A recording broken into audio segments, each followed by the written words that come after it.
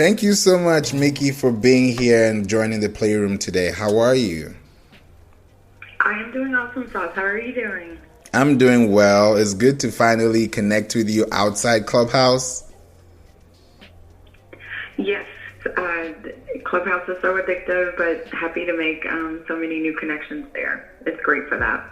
Same here, definitely. I would love people to know more about you because I got to meet you in one of the Clubhouse rooms. We're talking about how to build generational wealth with a strong mindset, and the points that you brought across the table were very strong. And I'd love people to know more about you, who you are, what you do, and we can get into the discussion for today. Okay, awesome.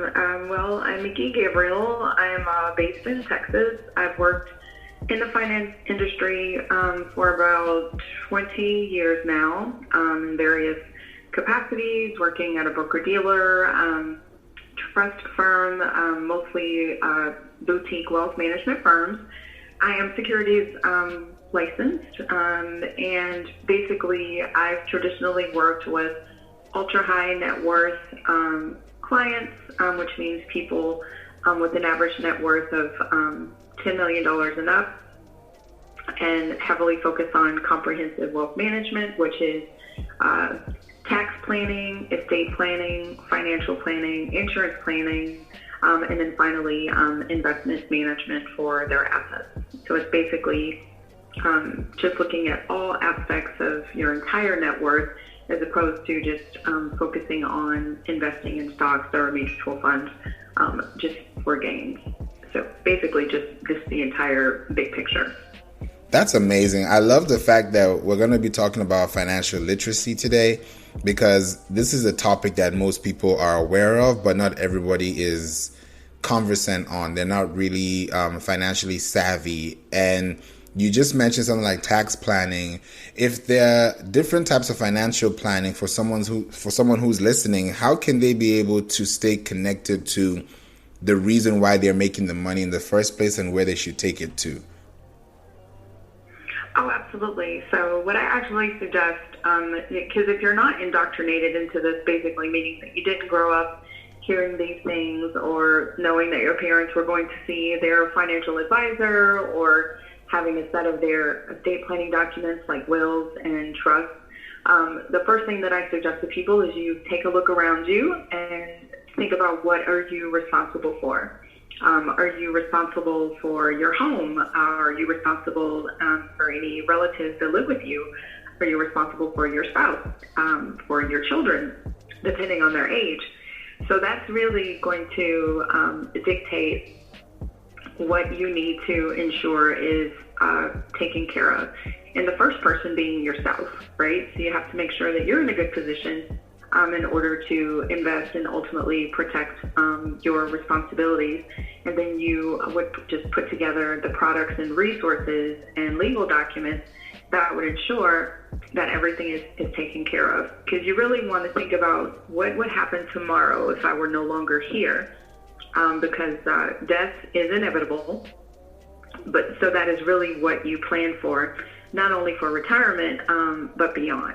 So that's usually the first step that I have people to think about, because a lot of times we're just working. We're not even really, thinking about what would happen if we weren't here, which should be our first concern, especially if we have children, right? Yeah. Children are not cheap. So somebody would have to be in place to take care of them as well as have the necessary funds in order to make sure that they're well provided for. I love that. The financial literacy around having a consistent mindset to stay on top of everything is usually a big thing, but sometimes people don't know the difference between saving and investing. Could you tell us more about what those two can do for you on a daily basis? Yes. So investing, if we think of investing like investing for our future. So investing, and it's so funny because I was having this conversation with my son yesterday. He was like, "Mom, I won't be worried about investments because I'm going to make a lot of money." So I tried to explain to him that your wages or your income is completely different than your investments. You expect a return on your investments, just like some people buy rare Jordans and don't wear them.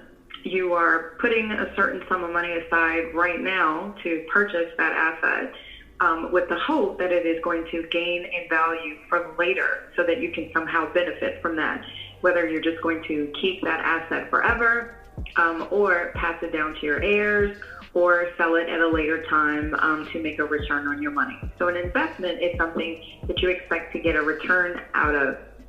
And it is almost the same as if you are in a marriage or in a job or putting things into your vehicle. You are making an investment in that in the hopes of getting something out of it later. Now, typically, you're going to invest in life insurance or stocks, or even, people are investing in crypto. Your savings is your cash that is not invested because it needs to be what's called liquid. The actual definition of liquidity is something that can be sold relatively quickly for cash. So if you own a house, even if it is paid for, you cannot go and sell your house within a few days and have the money in the bank. Maybe in some circumstances you could, but that is not considered a liquid asset. So stocks are considered a liquid asset. Mutual funds, right? You have a brokerage fund, a brokerage account, you can sell those assets, you can have the cash in a few days. So your savings should be in cash, and your savings is something that is typically for an emergency. So it used to be that the recommendation was for everyone to have 3 months of cash on the side, and basically that means 3 months of your income just set aside, just in case you lose your job or something happens. But since the pandemic and recent things that have been happening, now the recommendation is to have 6 months of cash. So if you make $3,000 a month and that is your take home, you should have a nice little nest egg savings bucket between $12,000 to $18,000, just in the event that something should happen. So that's really the big difference. Your savings should not be touched because that may be needed for whatever reason. You have to go to the hospital, you need to replace your vehicle, you need to replace your roof. Your investments is money that you can afford to have tied up that you don't need immediate access to. That is for a future use and for future growth. That's how I would explain the difference between those two. I love the way you simplified that, because now it makes someone think about what they're saving and what they're investing, because those have two different ratios. And that also completes a different cycle on how they're able to spend. Like you mentioned, if it's 6 months and I have to make sure I have between 4 to 6 months worth of emergency funds, then my spending has to be way less than what I'm used to spending. So when you think about cash flow planning, how does that play a role when somebody already has a budget for something, but they still need that 6 months in advance to still stay afloat? Gotcha. So with tax planning, there's not as much that you can do before you have considerable assets, and I consider considerable for the most part. It's called an affluent investor in the industry with assets, investable assets of about $250,000. So a good example that I give for tax planning is, say there's an individual with a job, and that job offers a 401k plan, and this individual does not have children or a spouse or a home for write-off.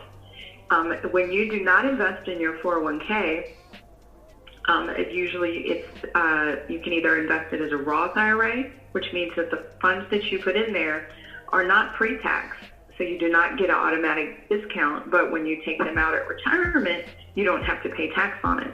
But what I have people think about is, if you are paying money to Uncle Sam and you need a deduction right now or reduction in your taxes, why not contribute to your 401k? Or if you don't have a 401k through your company, you can contribute to a traditional IRA. And then what the federal government does to encourage you or incentivize you to save for your retirement, they will actually give you a portion of those funds back, which lowers your tax base. So for example, if you make $50,000 a year and you put 5% in, instead of owing tax on $50,000, now you owe tax on $45,000, and you have $5,000 sitting in your retirement account. So really, you've already made a gain of about 20% on that $5,000. Now, even though you can't touch it, It's still yours. It's for your retirement. So instead of paying that money to Uncle Sam, you have invested in yourself. So that's a good example of how to tax plan when you don't really have a business or write-offs or need to set up a certain structure or anything. That's just something that the average person can take advantage of, even if you are 18 years old. It's always good to put aside money where you can, put it in an IRA, and lower your tax base, because that's less that Uncle Sam will tax you on. And even if it's $200 or $300, that's $200 or $300. It adds up over time. So that's kind of an example that I use to get people to thinking about how to take advantage of either lowering your taxes or investing in products once you have considerable assets that also are tax advantageous for you. That's great. I think those are key point areas that will indicate someone to stay connected to their routine, because the more money you get, the more things you want to spend on. But I believe your discipline also comes into play when you know that someday you're going to spend it on something that you will need when you don't have the money to look on, because you had a savings somewhere that was able to save you from the stress of today. So absolutely. Yeah. What are your thoughts on that? Well, I'll use myself for an example. So I am a single mom, divorced with 3 boys, and I have the mindset, even before I start a new position, that I pay myself first. And when I say I pay myself first, I prioritize myself because I am ultimately responsible, of course, their father as well. But in my mind, I am responsible for my home, for my children, for providing for my children, and also for myself in the event that I need something. So I am typically with firms that offer a healthy 401k program. Even one of the firms that I was with, they matched what I put in by 50% at the end of the year. And then some companies have like a profit sharing plan where you get an additional amount put in. So that's all free money, and you can't really get any more free than 401k matches, because it also grows tax-free. So you're just surrounded by free, sometimes just for doing the minimum. So I put at least 10% away automatically. Number one, it helps lowers my tax base. So that's less money I'm paying to Uncle Sam at the end of the year. And number two, there are protections wrapped around it to where sometimes it's so hard once that paycheck gets home for us to carve out savings. And I understand that, especially with children and how expensive things are. So many people are just struggling to just kind of keep ahead and live paycheck to paycheck. And, I have clients that make $250,000 a year, but they still live paycheck to paycheck. More money, more problems. Right. So when you invest in yourself and put that aside, what you're basically doing is you're giving yourself that cushion. So those funds are already there, and you just really have to have that mindset that it's something that you're going to do regardless. Whenever I got a raise or a promotion, say my salary increased 15%, half of that, before I even get it, I'm going to put half of that into my 401k so that I don't even miss it. And you don't miss it what you don't get. So you start out putting that 10% aside, and if there's not a 401k, then you can actually, most places allow your direct deposit to be split. Just go ahead and put that in a savings account. And again, then you're already thinking, I'm having this much every 2 weeks, or I'm having this much every week. You're not even thinking about that extra money that's set aside, because you're going to be trained to only expect that percentage that you're receiving. So that's usually what I advise to people, because I get it. It's so hard to carve it out once it hits your bank account. You're spending, look at how easily it is to do DoorDash and Amazon. It literally takes you less than 30 seconds to spend thousands of dollars at your convenience. Right. And we just do things without thinking. We always need something or think we need something. So that's my suggestion. Just don't even have those funds there. Have them somewhere else. I suggest to people, if you're really, really struggling with stopping your spending habits, and that's the thing too, you have to be honest with yourself. You can set a goal, but if you don't implement that goal, and I call it disobeying yourself, right? You're doing your future self a disservice, because today you may say, well, I'm going to save $100 every paycheck. But then when next time comes and you don't do it, you're basically lying to yourself, because your future self in 6 months would say, why didn't you just put aside that $100? We would have had, $2,400, and now we need this money. But your today's self is like, screw you, future self. I'm going to spend this $100. I don't care about you in the future. So when I tell people to think about it like that, do your future self a favor. Do what you say you're going to do today, because we need to honor ourselves. And a lot of times we simply don't do that, right? So we think about how we let people in our family down, but how many of us are letting ourselves down? So we need to value ourselves. So if we say we're going to do a goal, and that's any goal, I'm not going to go out to eat. I'm not going to call that dude back because he was mean to me, but you call him back. Do your future self a favor. Listen to yourself, respect yourself, honor yourself, and value yourself. So when you set a goal, you trust yourself. I am going to put aside $100. Well, guess what? Put aside that $100. Let yourself know that you can be trustworthy as well, and don't, think about your future self in 6 months like, oh my God, you didn't do it. We're totally screwed. I hate you, whatever. All that negative self-talk that we give ourselves. So there's a bit of a psychology in that too. So that's my recommendation. Find a goal that you can work, that you know that you will honor, and then just stick to it. If you know that you're going to spend, then start with something small. Start with $50 a paycheck, right? We should all be able to do that. I'm going to put aside $50 a paycheck. Even if you don't invest it and you're building up your savings fund, just try to commit to that. Because guess what? When you do it, you get used to it. You actually train your brain to anticipate it. And when you don't do it, you're going to be upset and you're going to make it up. So that's my suggestion as to how to get started there. Honor yourself first and stick to your goals. And it doesn't matter if it's a small goal. That accomplishment will make you feel good, and then you'll be able to move further and achieve more goals, especially your financial ones, because they're so important. I definitely agree with that, because as you were mentioning the whole saving idea about the 6 months, now I was wondering, and I don't know if this is also in context, but when you're saving that $100 every month, would you suggest someone to save that into like, let's say cryptocurrency, if they have a Coinbase or they have a Robinhood, and put that $100 there and let it see the growth 6 months later? Or they should put that $100 in a savings account that they should not touch by staying disciplined?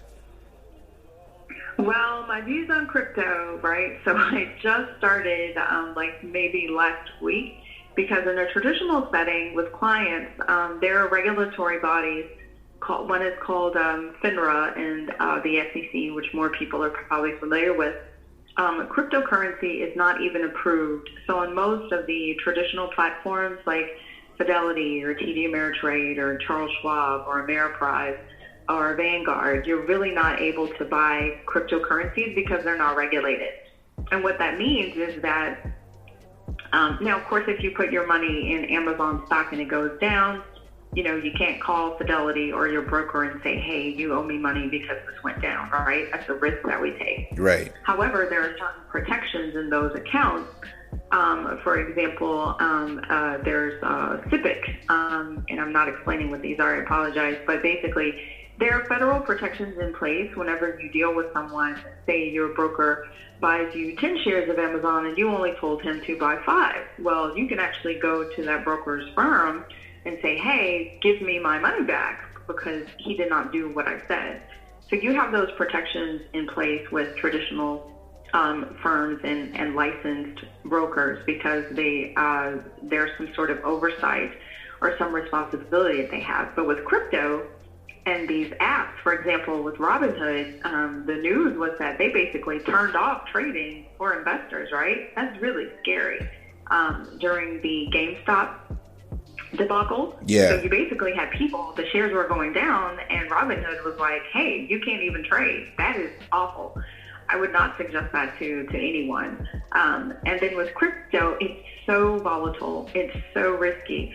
So my not official recommendation, but if I looked at crypto, I put $50 in. Okay. Because if I lost that $50, that's the order of DoorDash for me and my boys. I'm okay with that. We do DoorDash too much. But I would really carefully look and see. And then first of all, it trades 24/7. So it's probably one of the most volatile things that you can invest in. And when I say volatile, most stocks over time, on average for the stock market, if you look at the past 20 years, during any period, you will have a gain of at least 8 to 10%, right? Yes, it goes up and down, it fluctuates, but it's somewhat reliable in that it's consistent and it's something that's been there over time. Crypto is relatively new. There's no regulatory body. It's based completely on algorithms. You know, if you invest in it on Coinbase or Cash App, if something happens or you make a mistake or you hit 0 instead of, 1,000 instead of 100 and it comes out of your bank account, just make sure that there's some place that you can call to get that fixed or trading errors, and that those are not funds that you will need immediately, because you could put that $100 in and it'll be worth $50 tomorrow. So I would just make sure you never want to invest your savings, not even in the stock market, right? Because I'll give an example. Say you came to me and you said, I just got $50,000. What do I do with it? So first question I'm going to ask you is, do you have your money set aside for your emergency fund? And you're like, okay, I don't really need that much. I just need $5,000 because I don't spend a lot anyway. Okay, fine. Do you have any other expenses? Do you have any debt? Well, yes, I have a credit card that has a $5,000 balance and the APR is 24.99. It's really unlikely you're going to invest in something that's going to earn the more than 24.99%. Well, no, I take that back. There is a likelihood, but you already have that debt, so that definitely needs to be taken care of first. Then I would ask you, are you going to need any of this money in the next 3 to 6 months? And you may say, well, yes, actually, I'm going to get married in 4 months, and I'm going to spend about $15,000. Well, we don't want to invest that, because what if the stock market goes down and you put that $15,000 in there that you're going to need in the short term and you lose 20%? Well, that's not good. So I'd say, you know what, let's just kind of put this aside, put it in a short-term CD or something, or just leave it as cash because you're going to use it. And then the rest of that money could be invested because you're going to need it in the future, not within 6 months. So that's how I kind of advise people to look at that. If it's money you're going to need within 6 months, you don't really want to invest it because you can't be sure of the return that you're going to get. So it's okay to just kind of leave that in cash and not touch it. I love that. That's very practical. Yeah, it definitely does. It definitely does, because now it shows that you're being particular about what you're investing in without being over ambiguous on a result that 6 months later you're going to get an ROI of 20% when it's probably going to be 7.5%, you know? So it's really, exactly. Yeah, it's about that scaling and how you can make sure that you have a better, what's the word? When you have a better approach and discipline to how you're investing, I think the way you spend money will now pay you back over time. Yes, and it's the discipline. And what it also does is it forces you to confront yourself. I also look at a lot of psychology things. Okay. Because it's called the behavior. It's actually a behavior that you were displaying, right? So a lot of us actually need to change our behavior towards a lot of things. So I ask a lot of questions, and sometimes people are confused because they're like, why are you asking me these questions? I'm asking you things that you should know. If you were saying, I'm going to be serious about investing, then you need to know what your budget is. You need to know, do I have any, let's call them capital expenses, right? Capital meaning one-time major purchases or expenses that are not part of your day-to-day budget, right? Yeah. So, let's say if you live in a house and you have homeowners association fees, right? That's a once-a-year payment. So I'm going to ask you about those. I'm going to ask, are you going to have any major medical issues? Are you having a procedure that you're going to go to the hospital in 3 to 6 months, or even in 9 months where you're going to have to pay out of pocket? Are you having a baby? Are you buying a house? Are you getting married?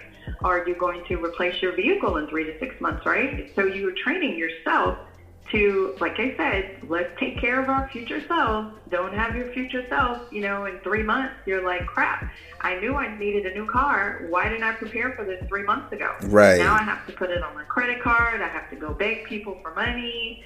No. Let's be mindful of that. So at least once a week or something, or, maybe even every day for some of us, or at least once a month, you need to be looking at your budget, looking at your expenses, preparing for the next 3 to 6 months. Am I getting a bonus, right? Is Christmas coming? How much do I need to set aside so that all of a sudden, the day before Christmas, I don't need to spend $500 or $1,000 and carve that out of my budget and maybe go get a payday loan, right? Right. So think about your future self and force yourself to think about it, because it is a behavior, not only of investing in yourself and just easing your anxiety, right? Because the more prepared you are, the better you can handle it. So I challenge people, what is coming up financially in the next 3 to 6 months that you need to prepare for? So it's adulting on a whole different level, but you will benefit from it, whether you are investing or not. You are forcing yourself to basically plan accordingly, and that's only going to benefit you as time goes on. Oh, yeah, I definitely agree with that, because now you're focusing mostly on that adulthood that you mentioned. And it's more so like, it still boils down to discipline, because some people just don't know how to spend. Some people are impulse shoppers. Some people just want to spend because they have the money. So do you also think having like different accounts helps, or putting all your eggs in one basket, which is usually like a saying? I think different accounts help. And then I will also say, and I can't say this enough, I know I sound like a broken record, you have to know yourself, right? Yeah. Because you can bring home $10,000 and you're going to spend it. I'll use myself for an example. I even delete apps from my phone because I know that I'm going to be bored for 5 seconds. I want some Jordans, but I know I don't need Jordans because I have 20 pairs of tennis shoes in my closet, but I want some. So I've literally deleted the sneakers app from my phone. I will hide my credit cards. I will leave them at my mother's house. Because I know that, and it's kind of, I am training myself to, especially as individuals, we feel bad sometimes. We feel a little sad for whatever reason. Oh, I know what'll make me feel better. Let me buy something. No. So when I set out my goals, I actually have something to look forward to. Well, I want to take this trip in 6 months. So if I spend this money now, it's going to take away from me having fun on my trip. So when you think about it that way, so if you need separate accounts, right, the advantage of having everything online in these apps is you can have 5 different accounts. You can label one Christmas. You can label one kids' birthdays. You can label one, the savings account you can have your emergency account. You can label one, trip with the girls. So whatever you need to help you save money and honor yourself, right? Because if you ask anyone at all, do you want to prepare for not only for your retirement, but for your family's welfare when you're no longer here? Do you want to live your best financial life now and make the best decisions? Everyone is going to say yes. And yet they will even agree, yes, I need to budget. Yes, if I don't have that extra income, I need to cut down on spending, and I spend too much on things I don't really need. Absolutely, everyone is going to say yes. They might even say, sure, I'm going to start saving money tomorrow. I'm not going to do this. I'm not going to do that. But then guess what? They start doing those things. And then you beat yourself up, and then you promise to change, but you never really change. So you have to know what works for you. Some people use the envelope system. When they get their paycheck, they cash it, they put everything in envelopes.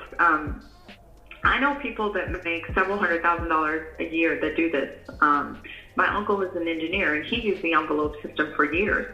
He would put so much cash for entertainment.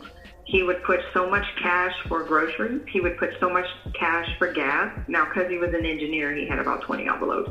He would put an envelope for utilities. He would even put an envelope for flowers for his wife, because he liked to give her a little gift every month. And once the cash in those envelopes was done, he was done. So if it was week 3 and his grocery envelope was empty, they had to eat whatever was already in the house. But he was very, very strict on himself.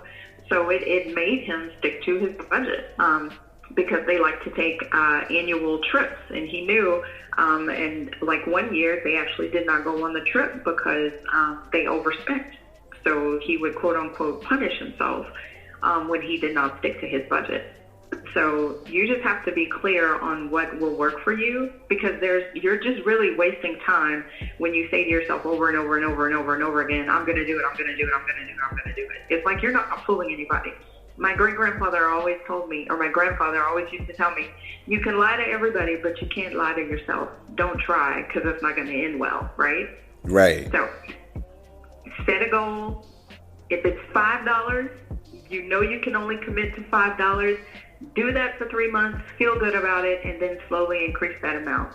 But, don't cap, as my 16-year-old says, and say, I'm going to put aside $200 every month. No, you're not. You know that. Start with what you can do and follow through with it, right? Exactly. You're not lying to anybody but yourself. You're hurting yourself. So, yes, absolutely. Use as many accounts as you need, whatever you need to, by any means necessary. Put that money aside so that you can invest it later. Absolutely.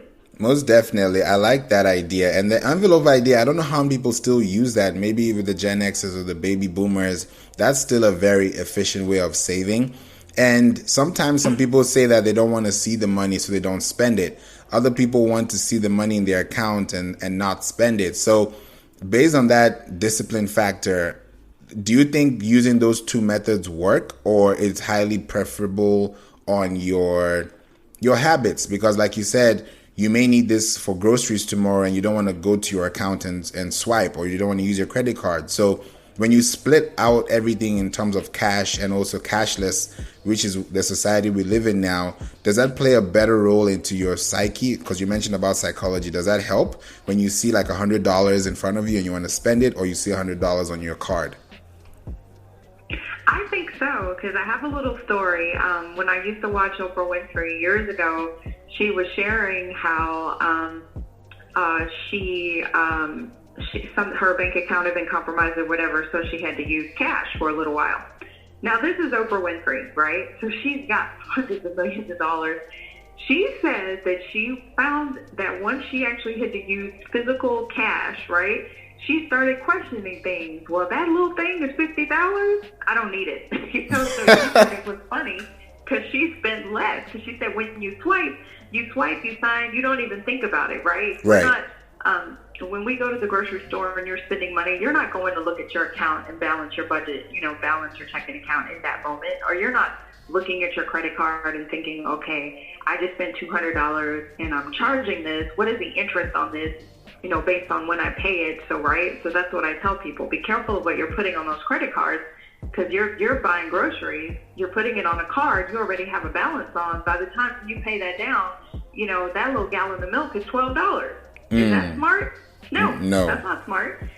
Because you don't have a zero balance. So you're getting charged interest on a bag of chips.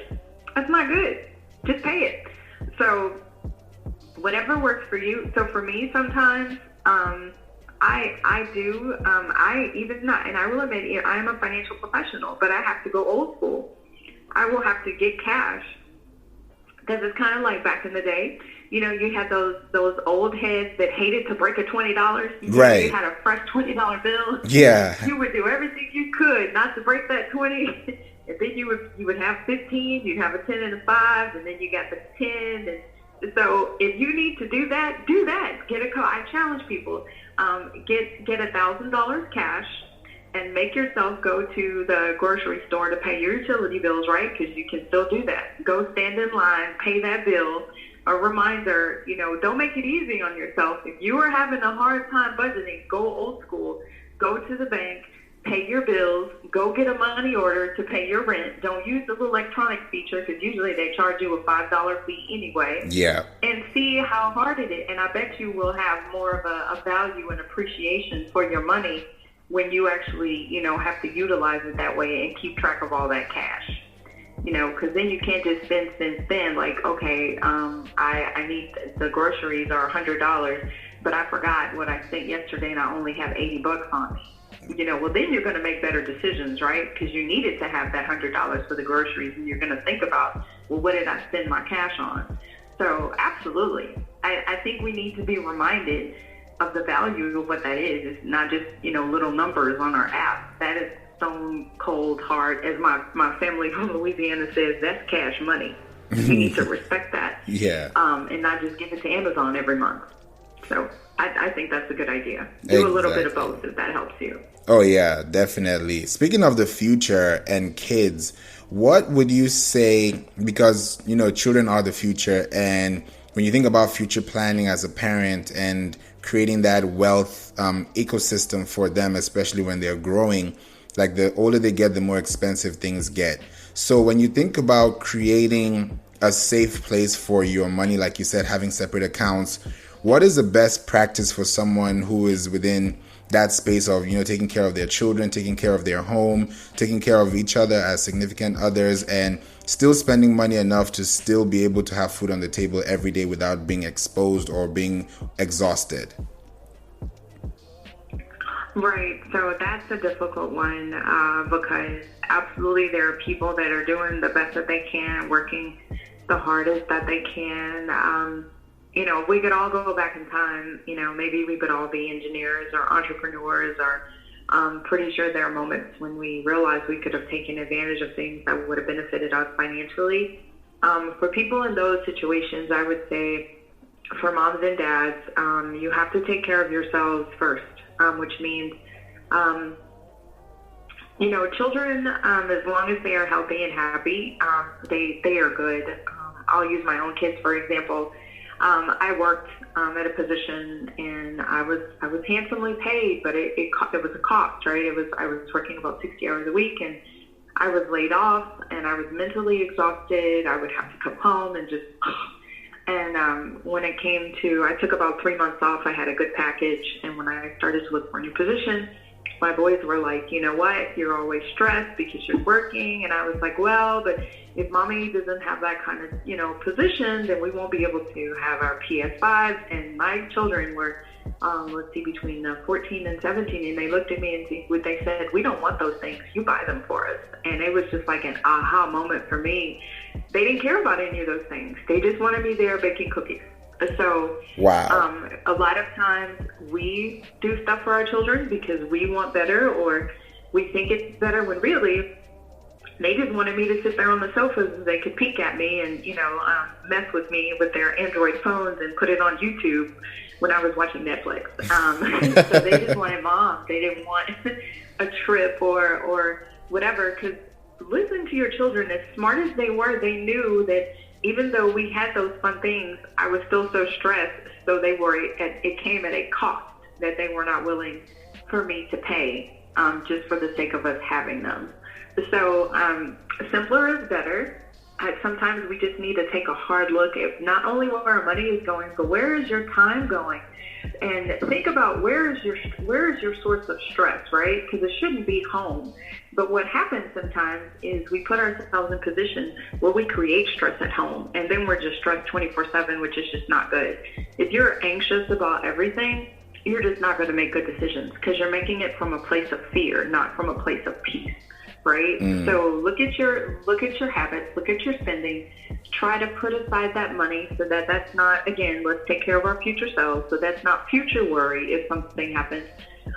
So sacrifice today, sacrifice Starbucks, sacrifice Amazon. Kids don't need big birthday parties or whatever. There's no reason to keep up with the Joneses. You should not have a Gucci handbag if you do not have a Gucci income to match, right? Right. I don't even buy Gucci handbags. So, and let our children see us budget. Let them see you have all those bills out and pay those bills, because they need to understand too. Well, mom or dad, what are you doing? Well, I'm taking care of the bills this month. And, we can only save a smaller amount of money. And be open with them about that. Be open with them about our choices. Well, mom or dad didn't graduate high school, so I don't earn as much money. This is why I want you to go to trade school, or this is why I want you to go to college. And be honest with your children also about if it's a struggle. Now, of course, you don't burden them with, you don't want them thinking, oh no, somebody's going to come and get us because we can't pay the light bill. But I believe it's okay to kind of be open with your children. Well, we can't do this because mom and dad need to save some money, or we need to take care of the family, right? You don't need to go into detail. Yeah. But when you can, and I also tell family members this, you can set up like 529 plans for your children. And especially if you have a big family, grandma and grandpa want to give them $20 or $50, how about teach them to put that into their account? Even if it's not an investment account, you can open savings accounts for children at the bank. And they can get little ledgers. And how cool would that be for them to keep track of their money, right? Even if it's cash. Birthday money, babysitting money, so let them start learning that early, because I think that's what people think. You need hundreds and hundreds of thousands of dollars. No, you can go open a savings account for your little people, and you could put $20 in there, right? I mean, at least they're going to learn what money is and the value, and then they'll get excited about saving. Because that's really what you want, is the savings mindset, not the spend mindset. They see you spend, they need to see you save. That's equally, if not more important. I love that. You have to see people spend and save to understand the work balance between those two. And it really shows that when kids do see what you do and they can understand that you're saving for something, they also understand that when that time comes for them to start saving, they'll remember how, their dad and mom saved for a rainy day. Exactly. Absolutely. Like I said, that is so true. And that's what I tell novice investors or people who are just like, well, where do I start? Absolutely. Because when you think about it, it's really, really profound, but so simple. Do our children see us save? So that's a challenge for whoever's listening. Think about, how do your children see you save, right? Because we know they know how to spend. Right. Because even if you're paying a bill, you're still spending money, right? You're taking money from your bank account wherever, and you're paying that bill. So yes, we need to challenge ourselves to make sure that we are showing our children how we put aside money. Speaking of putting aside money and just going back a little bit into the tax planning, I've been hearing on different videos and different entrepreneurs how they say that they would love to keep their 30% on the side every time they're making anything, so they can be able to track when it's time to pay their taxes. How does that play into accounts? Do they have to save that into a savings account within their bank, or do they have to create a separate account to make sure that they're not touching it? No, so it really just depends on your discipline, right? So some people can put it aside, knowing that if $1,000 is deposited in there, then 30% of that is going to go away. I would say that it's probably best to put it aside, because I'll use an example. When you have clients that are over 59 and a half and the time has come for them to live off of their IRAs, they take distributions from those accounts. Well, the federal government does not require you to pay your taxes up front, but a lot of clients will say, let's just go ahead and send 20% to the IRS, right? So if I'm taking $5,000 a month from our retirement account, a lot of people will say, I want $5,000 gross, the total amount, but net to me, I want $4,000, what's remaining after taxes, because I'm just going to go ahead and send that to the IRS right now. So again, it would almost make better sense for you to put that into a separate account and have a separate bucket. And that way you're better able to plan, so you don't always have to deduct that amount. If there's $10,000 in there, but you haven't paid tax on it, and the $3,000 belongs to the IRS, you might as well just kind of put that in a separate account. And that way, you won't confuse the two numbers. So you'll know that I only have $7,000 in here for business expenses or living expenses or what have you. And then that other part is like an addition to your savings, right? Because you're going to have to give it to Uncle Sam. So I think it's a good idea to separate the two, especially if you're just starting out. So that way you can always have it clear in your mind that this is not my money. This is the government's money, and I'm going to put them in their own little account until it's time to send it off to them. Yeah, I agree so too. I think that's also one area that people usually don't think about because they get excited and then forget about that until the day of or the day two, to do that. So it definitely makes it even better that if you're doing this consistently for yourself personally, like you said, then your business will be taken care of and you can be able to do those things.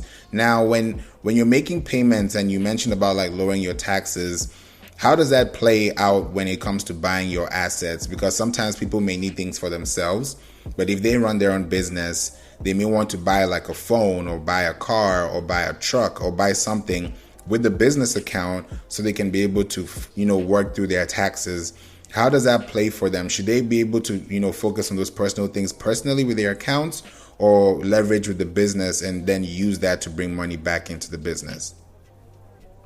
Now, that's a very good question, because I know a few people that will say, oh, I have a business, but they don't have a tax ID. They're not even using a DBA or doing business as, so you don't have an LLC structured. So definitely, because I'm not a tax professional, but what I will say is it is so much more advantageous for you to do business things under a business account. For example, you may be able to write off a portion of the expenses where you transact business in your home.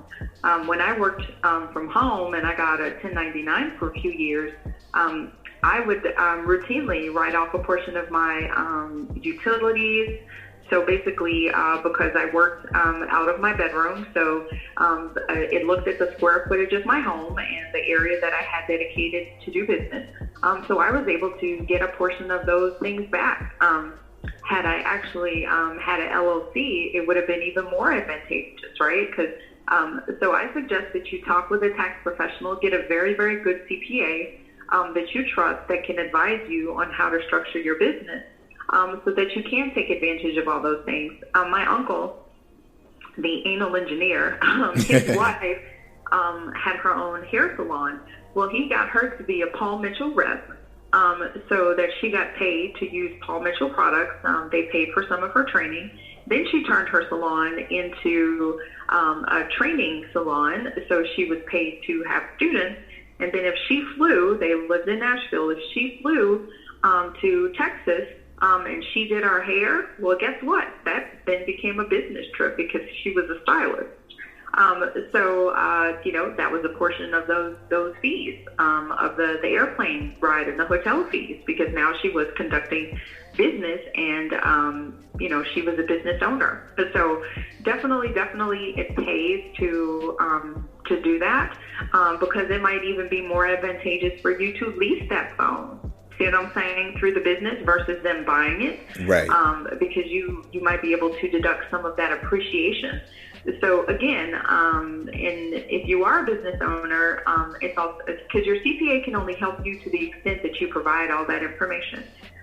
Sit there and think about how that business plans to grow. Because maybe you're purchasing a phone month 1 or month 2. But maybe month 6 or month 8, if your income is there, you're going to need to lease a vehicle, or you may have 2 or 3 more employees that you also need to provide phones for. So that will also help the CPA to tell you what kind of, what kind of depreciation, because I believe there's somewhere, you can take it all up front or you can parcel it out over time.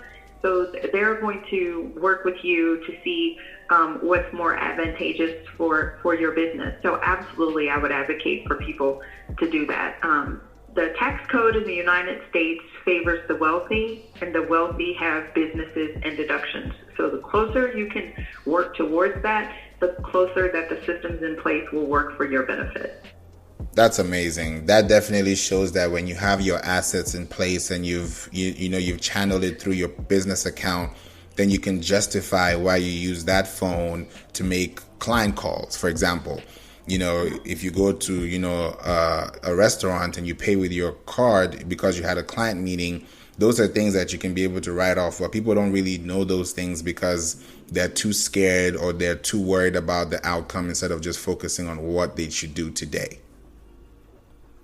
Oh, absolutely. absolutely. And I'll share another personal story. When I was about 25 years old and I started making decent money, I was just so thrilled that I owed on my first tax return. And, I was, and then it struck me that this was not success, that it was stupid because I didn't want to pay. Oh. I did not have a lot of assets. I was not married. I didn't have a house. I didn't have little people.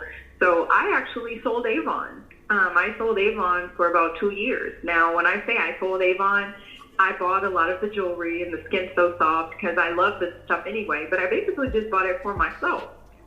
But guess what? I had a business. I did not have an LLC, but I did a DBA, and guess what? That was enough. The losses were enough to offset me paying Uncle Sam. So absolutely, I call that poor man's planning. You don't always have to do it big. Remember people used to sell Amway back in the day? Uh-huh. Well, guess what? Well, we all learned from Donald Trump because he told the whole world, only the stupid pay taxes. He had almost $1 billion in deductions one year, like $850,000. Like he said, you leverage debt and you leverage bankruptcy, right? So you have to take a note from how the wealthy do it. It is in some cases, when you want to lower your taxes, it is more advantageous to lose money than to make money, which is why the IRS even allows you to write off some of your losses in the stock market, right? So again, you just have to think like they think, because who would think that if I have a business and I don't make money, this will help me? Absolutely. So I would have losses that we'll say of about $300 to $500. And what it was my Avon is I had to buy the books, right? Because you have to buy the books, you have to buy the samples. Yeah. You're using your mileage. So all of my expenses were more than my income, right? Because I wasn't beating the pavement, but I had a few customers, mostly family members and myself. I was my biggest customer. But guess what? That was enough for me not to pay that $300 to $500 every year to Uncle Sam. And one year, I think I even made $50. So welcome to how the U.S. works. So absolutely. A good CPA and a good attorney and a good advisor, when that money starts rolling in, are your best friends in the world. Those three are going to make sure that you take advantage of every conceivable legal outlet that is out there, just like the big boys do. So they all had to start small. So you position yourself so that when that money really starts rolling in, you'll be in position just like the big boys are. They don't all do it themselves. They have trusted professional advisors that tell them, because these tax laws may change. So a good tax professional is worth their weight in gold. Absolutely. Wow. This is a nugget of wisdom. Definitely, I believe everybody should be able to rewind and just take notes in case they missed anything out, because this conversation is something that is literally a practice of a day-to-day lifestyle implementation, rather than just listening to it and just thinking, oh, okay, things are going to get better tomorrow. Mm-hmm. Yes, absolutely. You plan for the good days, but the bad days may be more advantageous to you. Absolutely. When you're talking about finances, and I hate to say these little, things that we hear all the time, but knowledge is power. And if you're not thinking and challenging yourself about what is going to happen in the future planning, remember, do your future self a favor, then you're not really going to be able to articulate to anyone, this is what I need to be prepared for. So just in terms of your businesses, same thing. What are the plans for the future? Because that's going to dictate your income, your spending, your deductions, everything. So absolutely, it's that money mindset. Like I said, it's that behavior that becomes part of your discipline, so that you are always thinking of what is going to come next. And then after that, and then after that. So you'll always prepare. You're never surprised because you are prepared for just about anything. Exactly. Wow. I'm so happy and I'm excited and glad that you were able to join the Playroom today and give us all this information, because this is something that you definitely don't speak on every day unless it's a masterclass or a mastermind or something that's very high level. And I really appreciate your knowledge and time today. Oh, you're welcome. And thank you so much. I love to explain what I do, helping clients worth $150 million, and I don't have $150 million, and you may not, but guess what? So I learn and observe and listen, and then I love to share that with my community, so that we all have financial freedom, so that who knows, when someone does get that money, then they can, come to my firm and officially become a client. So absolutely. Thank you so much for this space and opportunity, and thank you for what you do in getting good information out that people absolutely need to know and can help them immediately. Yes. I love it. Thank you. You're welcome. Is there any way that people could reach out to you or connect with you in case they want to, join your firm, or they're probably even ready right now to start off? Sure. I'm at my Instagram. Now, I'm not actually looking for clients, and plus, I believe there's like a $2 million minimum. So if you meet that, absolutely reach out. Because not officially giving advice, and it depends on what states and licensing and all of that. But absolutely, I love to just help people and communicate resources. It's something I'm very passionate about. So my Instagram is Zeta A.G.E, ZetaAGGIE, and you can also reach me on Clubhouse. I am on Clubhouse.